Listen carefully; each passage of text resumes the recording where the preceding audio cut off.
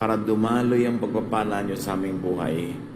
Palakasin nyo po ang aming katawan, patalasin ang aming isip, paglayain ang aming espiritu na makipagniig sa inyo. Be our speaker. Teach us. Lift up only your name. And in your precious name, in the name of your Son, Jesus, we pray with thanksgiving. Amen. 2 Kings 4:1-7. One day, the widow of one of the Lord's prophets said to Elisha, "You know that before my husband died, he was a follower of yours and a worshiper of the Lord. But he owed the man some money, and now that the man is on his way to take my 2 sons as his slaves." Isa sa mga napakagandang kwento sa Old Testament. Isang babaeng balo ang desperada dahil bukod sa lungkot na dinadala niya sa kamatayan ng kanyang asawa, ngayon ang kanyang 2 anak na natitirang aliw niya sa kanyang buhay at gabay sa kanyang pagtanda ay kukuhanin pa nung pinagkakautangan ng kanyang namatay na asawa. Tradisyon ng araw na ang hindi nababayarang utang, yung anak mo ang magiging bayad. Malaking problema. Nalulungkot, nawalan na ng asawa, at ngayon mga walang pa ng mga anak.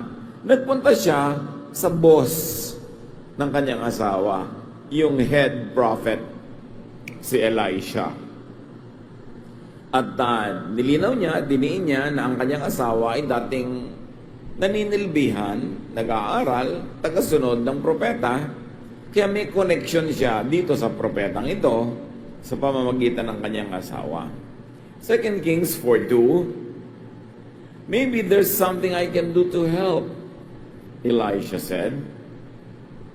"What do you have in your house?" A most important and a most intriguing question. Lumapit yung babae sa kanya dahil nangangailangan ng tulong.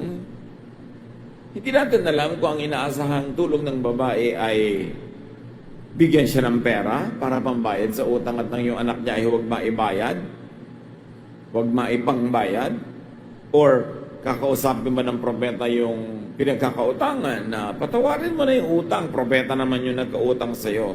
Hindi natin alam kung anong laman ng isip ng babae. Pero definitely, hindi yon ang iniisip ng propeta.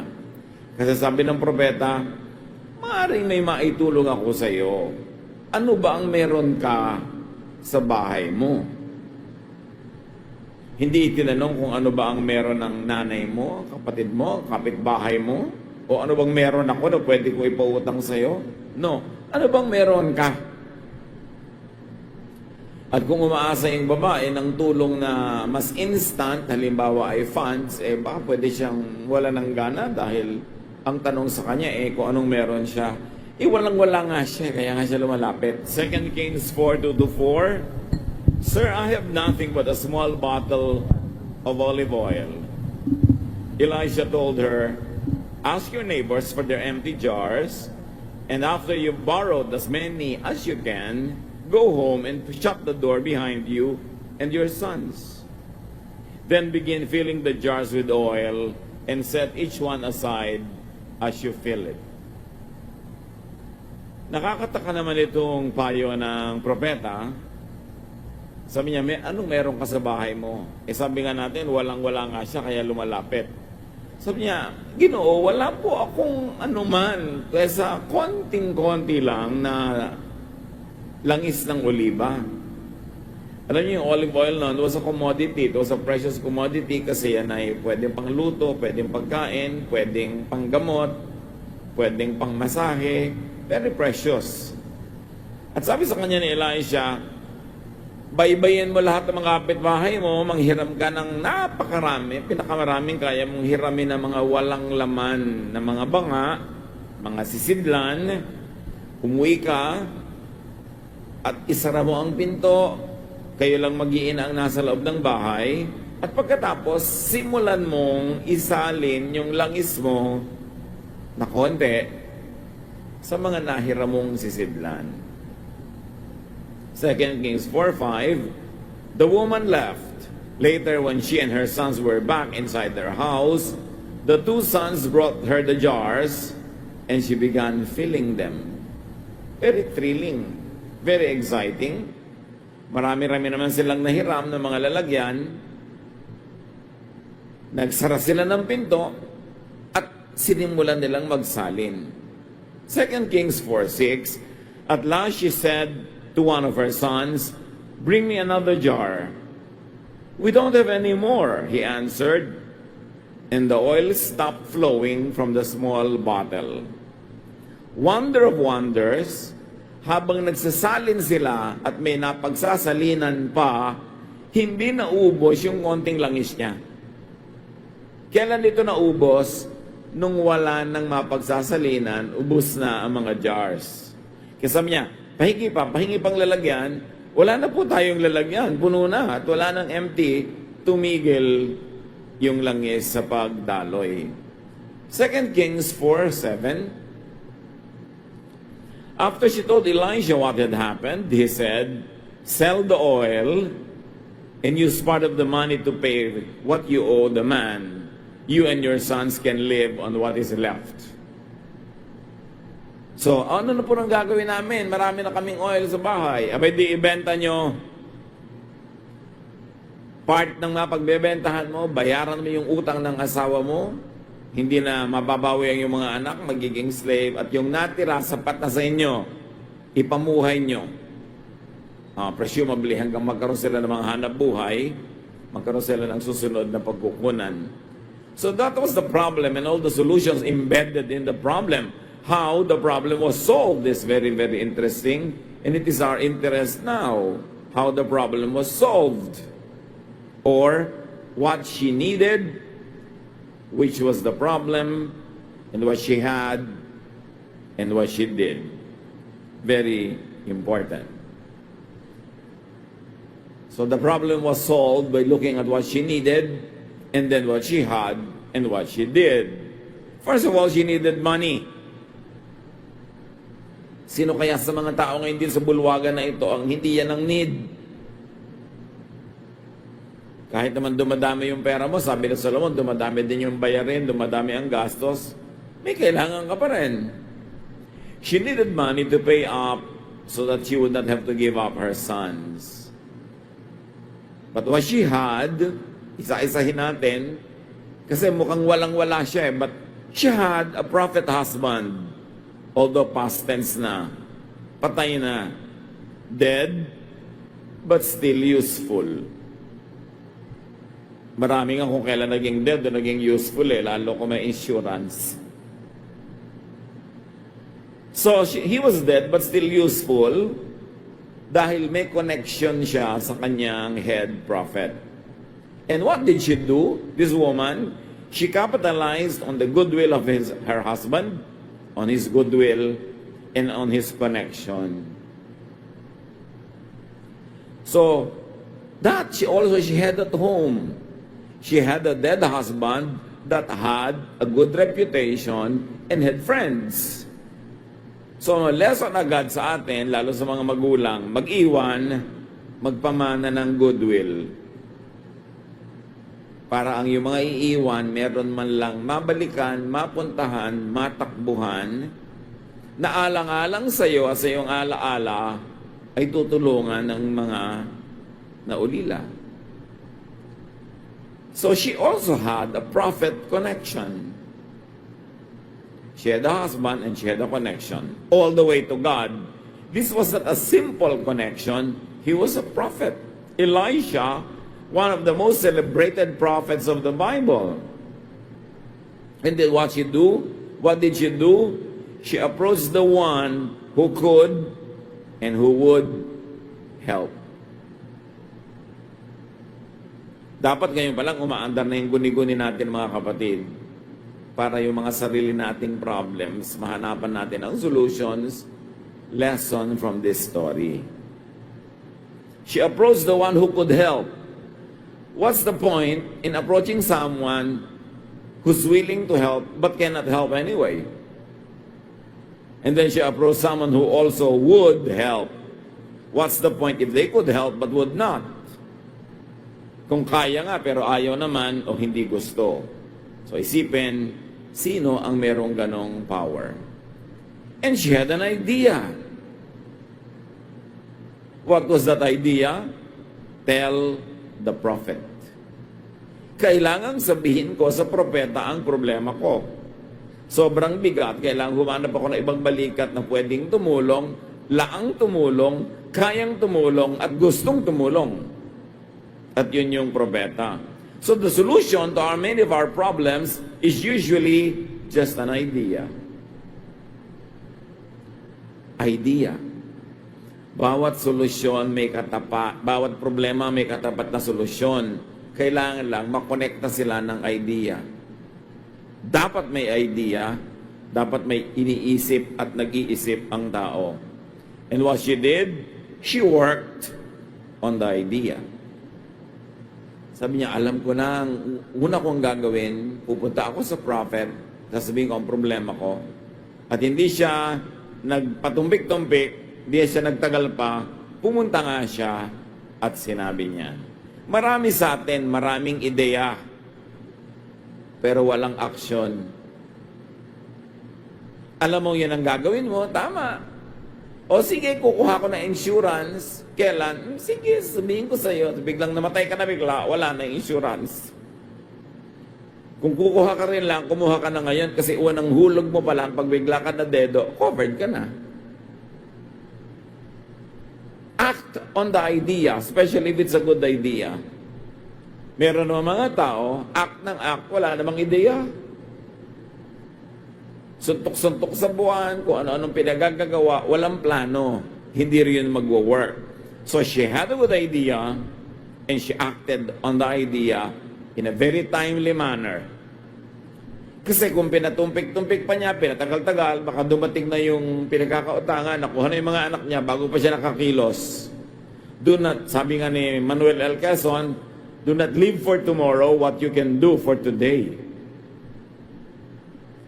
Natatandaan niyan yung mga nag-elementary na noong mga 1960s, Quezon Code of Ethics. Do not live for tomorrow what you can do for today. Nawala na yan nung araw pagka mga flag ceremony pag Monday, may mga nagre-recite ng mga Quezon Code of Ethics. And it gets instilled in you. Manners, etiquette.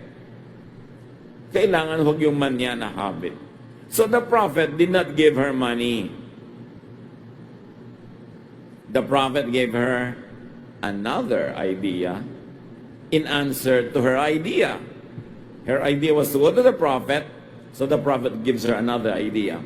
If the woman was thinking of money, the prophet gave her something better. Pag mayroon tayong financial problem, mga kapatid, hindi pangungutang ng pera ang laging pinakamagandang solusyon. Or hindi pera agad o cash ang pinakamagandang solusyon. Kung yun ang pinakamagandang solusyon, nanalangin na sana yung propeta, naghimala ang Diyos, may pera, o eto na yung pera. But God does not work that way.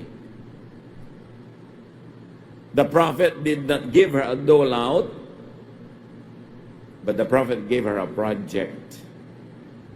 Binigyan siya ng isang proyektong mapagkakakitaan. What else did the woman have? The woman had courage. Ang mga babae nung araw, hindi basta-basta lumalapit sa lalaki, lalo yung lalaki na mataas ang ranggo sa lipunan at sa pananampalataya. Pero may lakas ng loob o nilakasan ng loob ang babae na ito at lumapit siya sa propeta. Talo ang mahiyain. Lalo kung byuda ka, mahiyain ka, magiging alipin ng mga anak mo.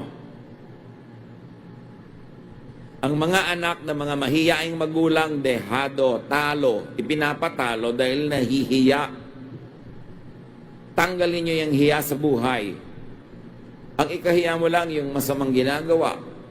Pero yung lalapit ka, hihingi ka ng tulong. Lahat naman kailangan ng tulong. Tiyakin mo lang na hindi ka naman laging ikaw na lang yung humihingi. Pamisa-misa ikaw naman magbigay.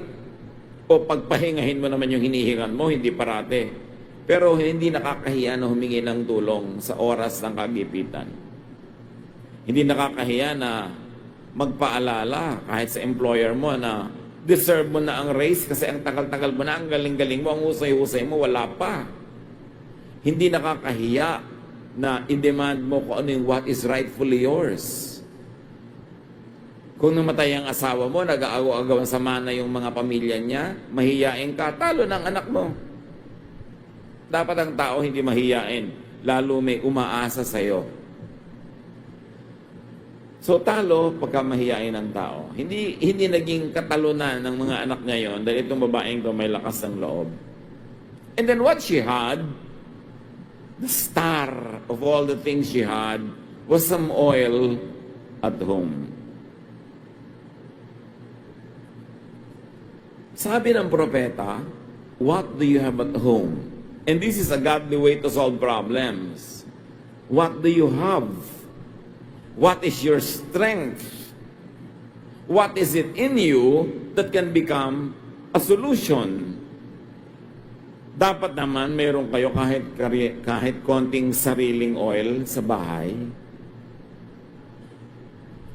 Have something.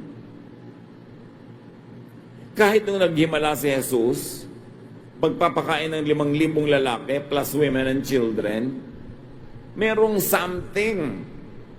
2 maliliit na isda at 5 pirasong maliliit na tinapay, pinarami. Pero kung wala ni isang isda at wala ni isang tinapay, anong paparamihin? 0 times 10 is 0 pa rin. Kailangan bigyan mo ang Diyos ng something to bless. Gusto mong pumunta sa exam, pumasa? Mag-aral ka at yung alam mo, ma-bless niya, dumami habang sumasagot ka ng mga tanong. Gusto mong umunlad sa buhay? Maghanap buhay ka, kumita ka ng kahit konti para paramihin ang Diyos, paunlarin ang kinikita mo. Hindi yung wala ka namang kinikita, gusto mo pag gumastos. Hindi dinadaan niya sa dasal. Kailangan meron kang something. So, bigyan ng Diyos ng mapaghihimalaan. Huwag walang-wala. Boring yung laging walang-wala ako. Ang haba-haba na ng buhay mo, walang-wala ka pa. Bakit naman walang-wala ka? Sobra ka naman successful sa pagiging wala. Pagka lagi kang wala, may kasalanan ka na rin doon. Liban na lang, as I always love to say, na sobra ka matanda, sobrang bata, o sobrang may sakit. Pag willing kang ihampas ang katawan mo sa trabaho, hindi ka pwedeng walang-wala. Meron at meron, magkakaroon. And what we learn here is what we already know. Little becomes much when you place it in God's hands. Line yan of a song. Little becomes much when you place it in God's hands. At gano'n ang miracle. Meron kang konti, paparamihin ng Diyos. Meron kang konting effort, paparamihin niya. To the best of your ability, ha? And what she did, she committed her own resources. Itinaya niya yung sarili niyang konting langis. Marami mga tao hindi nasosolve ang problema kasi gusto nila wala silang gastos. Iba ang gagastos, sosolve ng buo nilang problema. Gusto nila wala silang hirap, iba ang maghihirap, iba ang gagawa ng buong project. Ida-deliver na lang sa kanila yung tubo. Kailangan kasali ka sa hirap. At kung ano man ang meron ka, itaya mo doon. Kasi pag nakataya yung resources mo, mas pagsisikapan mong maging matagumpay. Kaya yung mga bumibili ng mga franchises, yung gusto mag-franchise ng halimbawa ay buko o kung anumang maliit na tindahan, ang requirement, ikaw ang tatao sa tindahan mo. At saka meron ka talagang cash outlay para sikapin mong umunlad yun dahil may nakataya ka eh. Gusto mong magtagumpay yung project. Marami mga tao hindi nasosolve ang problema kasi ayaw nilang magastusan, ayaw nila mahirapan, gusto nila charity. What else did she need? Remember, a need is a problem here and we are looking for solutions. She needed bottles. She needed jars. Lots of them. But what she had was only what was at home. But she had neighbors who had the bottles, the jars. And obviously, she had goodwill. Wala siyang jar, pero may mga kapitbahay siyang may jar. Ngayon, kung siya palaaway na babae, nakikipagkagalit sa mga kapitbahay, goodbye solution to the problem. Kasi kailangan ng jar, wala siyang jar, ang kapitbahay meron pero di niya kausap eh. Kagalit niya. So meron siyang goodwill. Dumadami ang assets niya. Pag binilang natin, kanina parang wala. She had neighbors who had bottles and she had goodwill. And what she did, she sought help from her neighbors. Nagkakatok, bahay-bahay, meron ba kayong pwedeng mahiram na jar? Kung di ka pinagkakatiwalaan, kung hindi ka gusto, di ka papahiramin kasi nababasag ang jar. Kung may history ka ng pagiging burara na lahat ng dinala mong jar ay nabasag, walang magtitiwala sa iyo. So you see, in solving a problem, pati history mo masasangkot. Trustworthy ka ba? Pwede ka bang pagtiwalaan? Pwede ka bang pahiramin? Kasi pwede, yes, marami akong jar. Kilala naman kita, hindi mo naman ako kinaaway, pero hindi kita papahiramin kasi ang dami mo nang nabasag. Ang pag-solve sa problema, hindi lang habang nandun yung problema, even long before it happens, your behavior, your performance is part of the future solution. Kung may inaaway kayo ngayon, nagsasara kayo ng pinto na matulungan niya kayo sa darating na problema niyo next month. At sinong nakakaalam kung magkakaproblema kayo o hindi? Yan yung nangaaway, nakikipagkagalit, bulag yun. Bulag siya sa katotohanan na hindi siya self-sufficient. Na darating at darating ang panahon, kakailanganin niya ang awa, ang tulong, ang respeto ng kapwa. So, she sought help from her neighbors. Ang obvious na lesson sa atin ay be neighborly. Bagamat ngayon, kahit nasa kabilang part ng mundo, isang text lang sa'yo, nahihiraman ka na. So, maging neighborly ka talaga lalo. Plant what you want and what you will need to harvest. And in your problem solving, enlist people's help. Napaka-importante pala dito yung kanyang pakikisama, pakikitungo doon sa head prophet.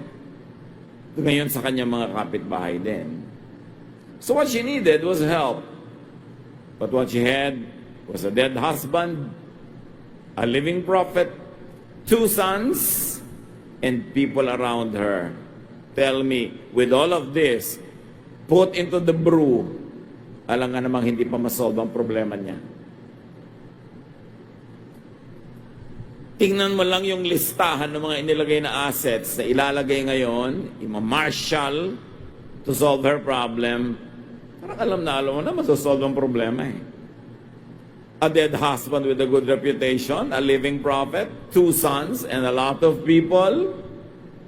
The problem became parts of the solution. Remember that her problem were her 2 sons. Now her 2 sons were the main helpers in her endeavor. Sila yung mga katulong na nangolekta ng mga jars at katulong na nagsalin. And what she did, what she sought, people.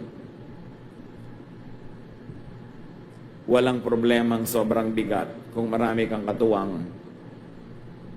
Lalo kung willing sila and able na tumulong sa iyo. Many are able but are not willing. So you should ask yourself, why not? And many are willing but not able. It's not your problem, it's theirs. But to have people who are willing and able, don't ever lose them in your life. May mga tao nakikipagkagalit sa biyanan, sa manugang, sa kapatid, maging sa asawa, sa anak. It is foolish. Ang laki-laki na ng financial investment mo sa kanya, laki-laki na ng emotional investment mo, ang dami niya ng pinagsamahan, tapos aawayin mo, hahayaan mong inaway ka, hindi mo ginawa ng paraan para kayo magkasundo. It's to your big loss. Every person you lose in your life, in your social registry, is a loss. Dapat yan pinapahalagahan. So turn problems into solutions. And the lady realized one great thing, that in problem solving, people, not things, are the best assets. Ang tunay na napakalaki mong asset ay tao na makakasama mo, naniniwala sa iyo, makikibakas sa iyo. So may problema ba tayo? Anong problema natin? Financial or other things? Do something. Pray, but do something. Hindi pwedeng pray ng pray tas walang action. And remember, let's take a second look at the solution. Hindi siya sinabihan ng propeta, wala pala kayong pera, konti lang ang pera ninyo, may problema kayo, so magtipid kayo masyado. Bawasan yung kinakain ninyo. Magtipid kayo na magtipid. Huwag na kayong gumamit ng ilaw. Huwag na kayong, at kung modern time, huwag na kayong mag-electric fan. Huwag na kayong kumain na masarap. No! Hindi sila tinuro magtipid. Ang itinuro sa kanila ng propeta ay to produce money. To make an income and to increase their income. Iba naman kasing case nila dahil may propeta involved, so may miracle. But do you know na sa buhay natin, may miracle every day? Pwede nga hindi dumadami talaga literally yung oil mo, baka nga wala ka pang olive oil. Pero may ibang dumadami. Kasi kung hindi ka pinaghihimalaan ng Diyos, kapatid, bakit buhay ka pa? Sa dinami-rami ng needs sa buhay at sa kinakonti-konti ng resources, bakit buhay pa tayong lahat? Himala yun. Tayo ang living testimony na nangyayari pa ang mga himala.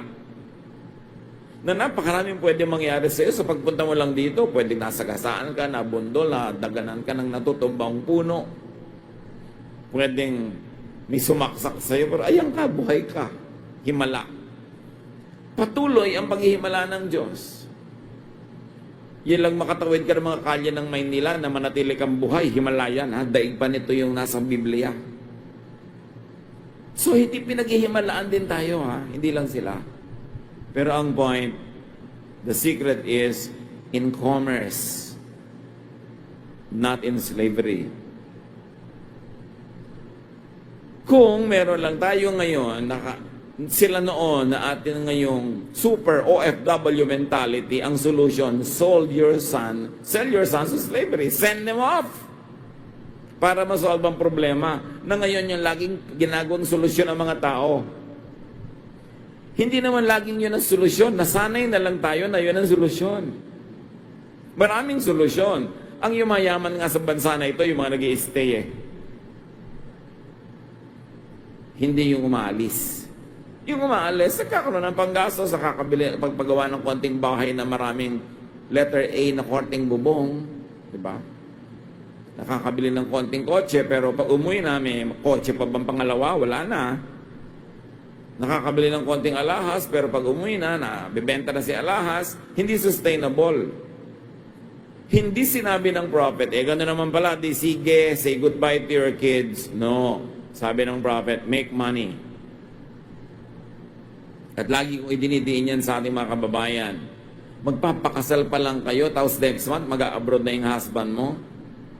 Why don't you make him stay and the two of you make money? Nag-asawa ka pa, magkahiwalay naman kayo. Tapos ang dami-daming mga babaeng naghihintay lamang o lalaki na naghihintay lang ng padala, nakatunganga araw-araw. At dahil nakatunganga, naiinip, magsa-shopping ngayon. Nagmo-mall, magsisine, kakain, gastos ng gastos kaya walang pera. But the solution is to make more money, not to save. Although it helps to save, pero pag ang mentality mo is to save, habang buhay na lang, gas-gas na yung payong mo, hindi mo pa pinapalitan. Habang buhay na lang. Yung mantikang ipinamprito mo last week, paulit-ulit mo pa ang pinampiprito. Habang buhay na lang, nagbubunga nga ka. Ang tubig! Maggastos kayo sa tubig. Ang kuryente, patayin ang ilaw. Habang buhay na lang. Kung kumikita ka ng marami, mag-save ka pa rin sa tama, pero hindi mo kailangan gawin yan. Get out of a mentality. It's a mentality that is the biggest prison. Ang mentality, kaya gusto natin magpagawa ng bahay, anak, mag-abroad ka. Kahit prostitute, nanay, oo, nadadaan na yan sa paligo ngayon, anak. Talaga, magkabahay tayo. Yung kumari ko, mas malaki ang bahay. Lagi na lang ang solusyon, itaboy ang mga tao. Tapos lulungkot-lungkot. Pag nalungkot naman, hahanap ng konting aliw. Nagkakakomplicate ang problema. Well, it is a band-aid solution. It should not be the mentality of our people to always send out our loved ones to earn money. Ang mga yumayaman dito sa bansa natin, mga foreigner, bakit sila nandito? Dahil nagkakapera sila dito. Iyon, iba naman, kung gusto mo mag-abroad dahil hilig mo, dahil gusto mo talaga, well, ibang usapan na yon. Pero para isipin mong yun lang ang solusyon, hindi yun totoo. Noong 1970s lang nagsimula yung policy na yan. Mid and late 70s. But before that, hindi naman yan ang solusyon natin sa ating mga economic problems. At nandito sa kwento, hindi sell your labor, sell your children, no. Produce more. At nakita natin kung paano sila nakaproduce ng more, hindi ko na uulitin. So anong problema natin sa buhay, lalo kung financial? Produce more. I'm not even telling you to keep on saving. Kundi, produce more money. Gusto mo palang kumain ng masarap, di mo produce ka ng maraming pera. Gusto mo palang lunurin ka ng electric fan na laging nasa 3 ang speed, di gawin mo, pero may pambayad ka dapat sa kuryente. Make money. Kailangan meron kang enterprise. And all the elements in the story will help us do that. Hindi na uso ngayon ang one-income household. Talagang maghihirap ka, puro tipid. Kailangan lahat may kita. Bawat tao na nagko-consume, dapat nagpo-produce. Except for the few moments, and it should be short, when students are full-time na nag-aaral, o sobrang bata, sobrang tanda, o sobrang may sakit. Konti lang yon. Marami are able-bodied, kayang-kaya natin mag-produce. Huwag kayong makontento na isa lang ang income nyo. Kung hindi kayo kontento sa inyong income. Ngayon, kung kontento kayo, di sige, makontento kayo. Pero ang dami nyo pang pangarap. Gusto nyo pang makapagbakasyon sa napakalayong Batangas. Hindi maabot-abot na pangarap. Abay, increase your income. Huwag kayong makontento sa sweldo-sweldohan lang. Dahil walang matutupad na pangarap pag ganun lamang. Seek people's help. People love to help others who deserve the help and people that they like. So it is important to be likable. You know, success happens to people who receive help at the right moments in their life. Everyone needs help, but people help only those they like. So be likable. It's important. Ama naming Diyos, napakaraming lesson na pwedeng mapulot sa kwentong ito. Dalangin namin ngayon, bigyan mo kaming karunungan, i-apply sa buhay namin. Hanapin yung mga equivalent sa buhay namin, nung prophet, nung oil, nung neighbors. Hanapin namin yung equivalent ng pagsisikap, ng character that will deserve the help of others. At nawa, Panginoon, kung meron man sa mga anak mo ngayon dito ang kinakapos, nagigipit, give them the idea that could get them out of this situation. It's always an idea. Nawa, Panginoon, kung makuha namin at matanggap yung ideya mula sa iyo, maging masipag kami to turn it into reality. Huwag kami maging kimi, dungo, mahiyain, at tumayo kami, Lord, to claim our destiny. You know the plans that you have for us. Plans to give us a hope, a future, plans not to hurt us. Nawa Panginoon, yung aming mga action, maging tugma sa aming mga pangarap, maging tugma sa mga ninanais namin sa buhay. Pagbulay-bulayan natin ng mga kapatid, hanapan ng personal application, and may the Lord let that oil flow. Remember, the oil stopped flowing nung wala nang lalagyan. So yung oil ni Lord sa buhay natin will stop flowing only pag wala nang lalagyan sa inyong buhay. Matatapon lang, masasayang lang, the blessing will stop. But as long as you are ready, willing, and able to receive the blessing, it will not stop. So if it stops, look at yourself and say, wala na pala akong lalagyan, ganito lang kaliit ang utak ko, ganito lang kaliit ang sipag ko, ganito lang kaliit ang pananalig ko, matatapon lang, masasayang yung blessing, so it will stop. Teach us, Lord. Teach us how to be deserving so that this blessing will keep flowing all our lives. Meditate on this, church.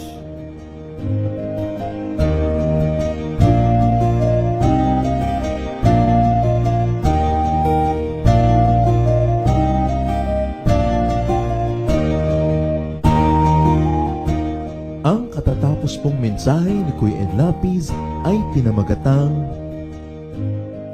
From Problem to Solution.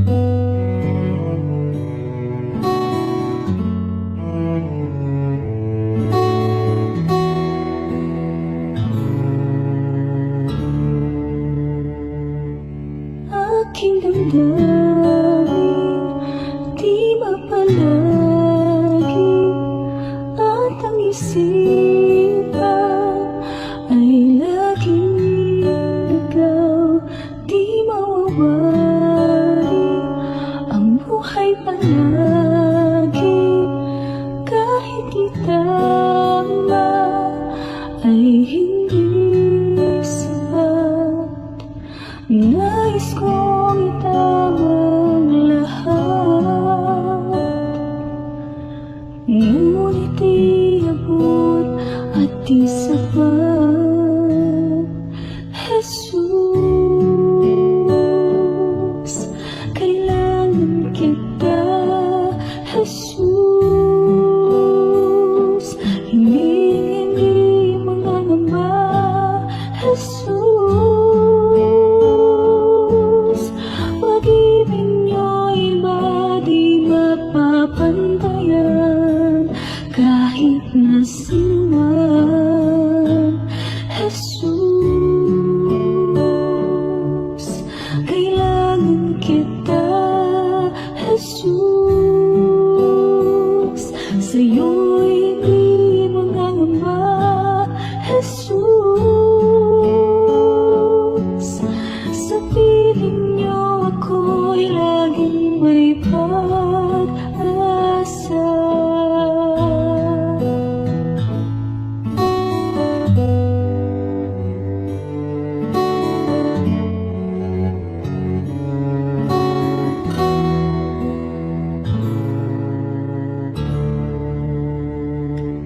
Aking damdamin, di mapalagi, at ang isipan ay laging ikaw, di mawawari ang buhay palagi, kahit itama ay hindi sapat.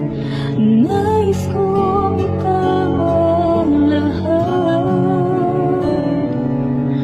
ngunit iabot at di sapat. Jesus, kailangan kita. Jesus, hindi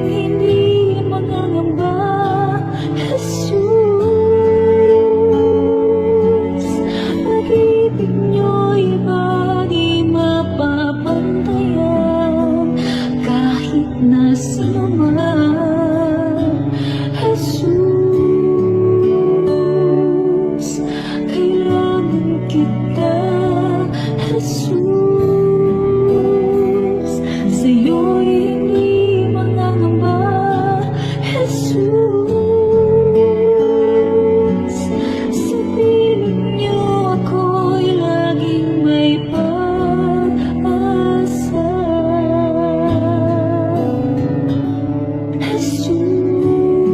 Jesus, kailangan kita. Jesus, hindi mangangamba. Jesus, pag-ibig niyo'y ba di mapapantayan kahit na sino man. Jesus, kailangan kita. Jesus, sa'yo'y hindi mangangamba. Jesus, sa piling niyo ako'y laging may pag-asa.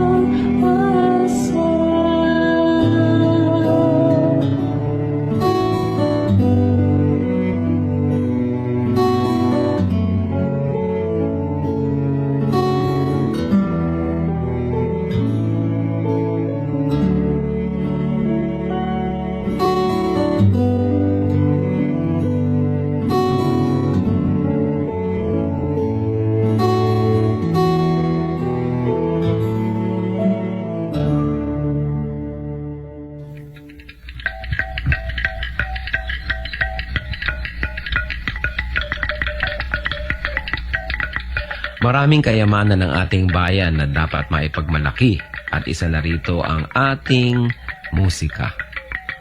Napakarami ng mga instrumentong pangtugtog ng ating lahi. Isa na rito ang kulintang tamlang ng mga Maguindanao sa Cotabato.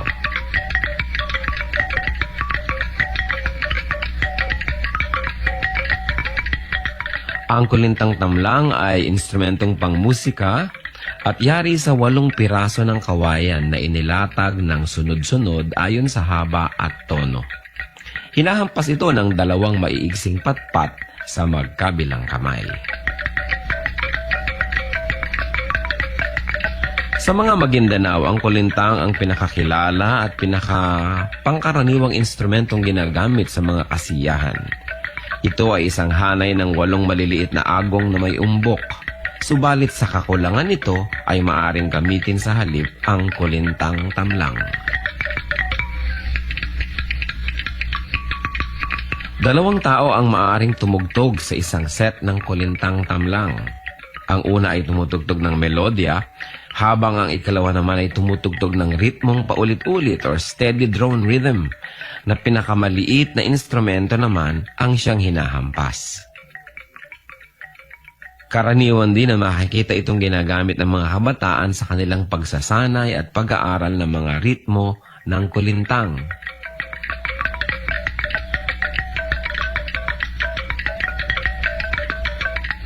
Yan ang kulintang tamlang ng mga Maguindanao sa Cotabato. Kayamanan hindi lang ng Maguindanao, kundi ng buong bayan. Marapat isuko sa Panginoon at gamitin sa paglikha ng musika sa pagsamba sa Kanya.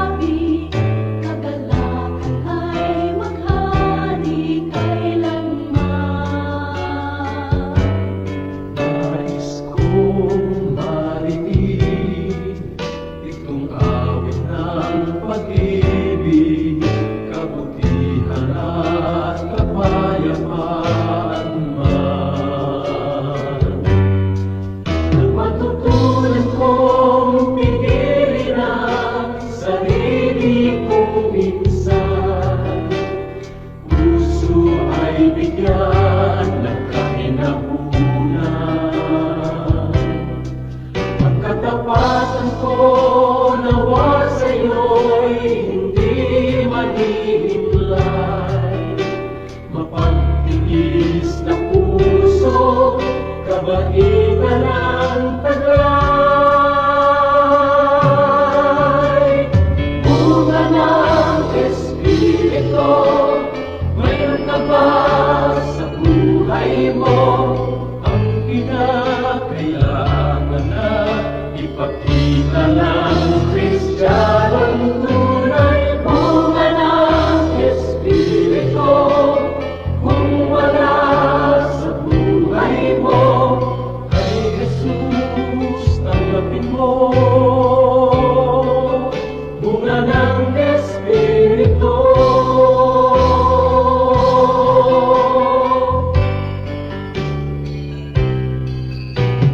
Kay Jesus tanggapin mo. Bunga ng Espiritu.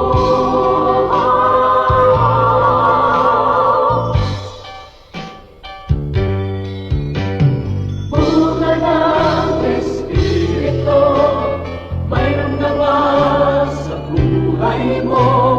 Ang kinakailangan na ipakita ng Kristiyanong tunay. Bunga ng Espiritu, kung wala sa buhay mo, kay Jesus tanggapin mo. Bunga ng Espiritu.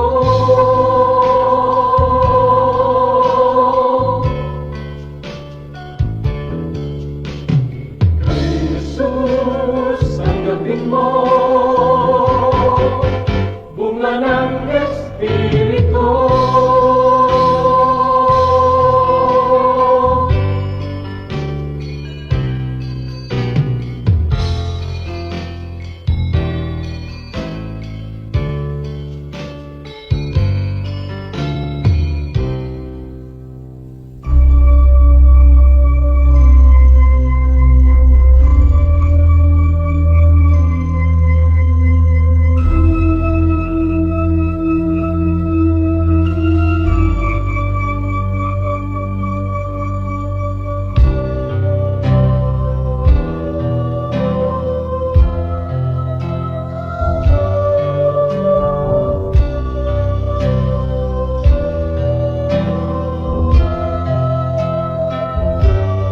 Bakit labis na pag-ibig ay nais kong ibigay?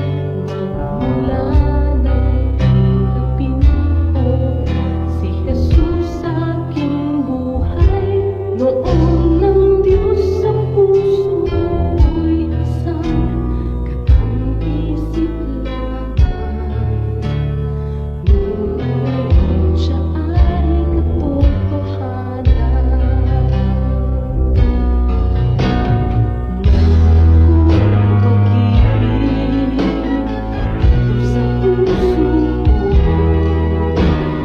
Meron akong pag-ibig, nais kong ibahagi lagi sa inyo. Meron akong pag-ibig na hindi mamamatay. Mayroon akong pag-ibig, ito ay panghabang buhay.